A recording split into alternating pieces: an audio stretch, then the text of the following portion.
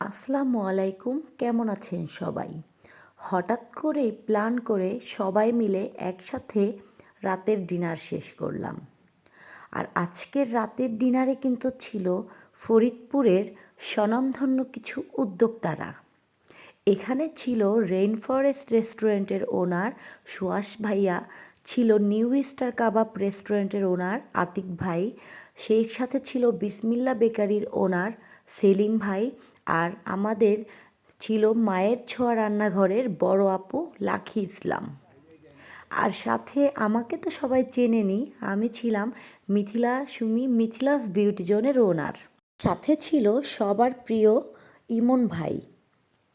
সবাই যেহেতু উদ্যোক্তা, সবাই কিন্তু প্রচুর পরিমাণে ব্যস্ত থাকে, আর এই ব্যস্ততার মধ্যে সময় বের করে সবাই আজকে আমরা একসাথে হয়েছি। আমার রাইস আছে, আমার ফ্রাইড রাইস নিয়ে গেছে। ভাই এইটা কিন্তু ঠিক না। আমার ফ্রাইড রাইস নিয়ে গেছে। আমি এরা সবার আগে কেন জানেন, আমরা এটা হইলো আমাদের আমাদের বোন একটা পার্লার দিচ্ছে, আমরা এখন পর্যন্ত কিছু করতে পারলাম না। এটা আমাদের মানে জন্য একটা কষ্টের একটা ব্যাপার।